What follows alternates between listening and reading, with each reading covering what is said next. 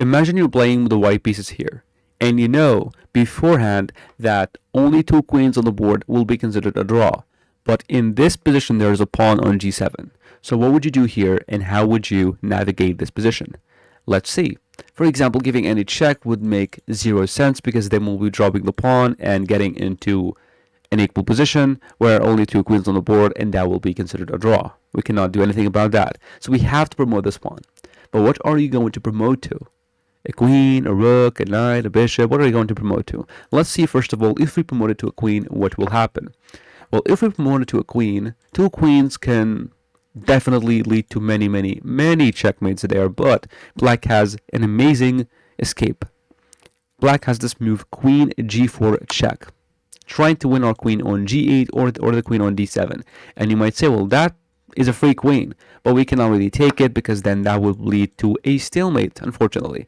Therefore, promoting to a queen will fall for queen g4, and that will be a stalemate. So we cannot promote to a queen. What about a knight? You might say, well, a knight is forcing move and forces black to move, and then we can play some more checks, and maybe we can win this. But again, we cannot win this game because the queens are going to be off the board, right? And when the queens are off the board, a knight on its own can never checkmate the enemy king. Therefore, if we're going to be trading the queens off the board and we only have kings, therefore we should be making a rook to win that game. Therefore, here we promote to a rook. And I know that promoting to a rook will be inviting a lot of checks from the black queen, but there's a way out. There's a way out, and that is after they play queen f4 or queen e4 check.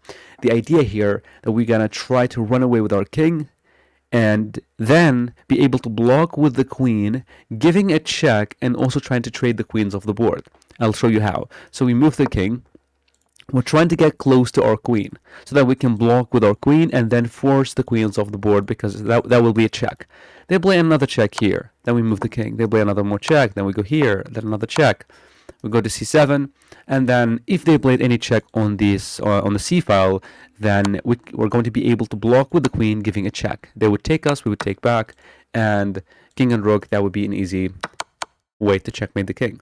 And for example, if they play the check on this diagonal, for example, queen to e5, for example, then we can just block with the queen, giving a check, forcing the queens off the board, and then that would be an easy checkmate. Thank you for watching.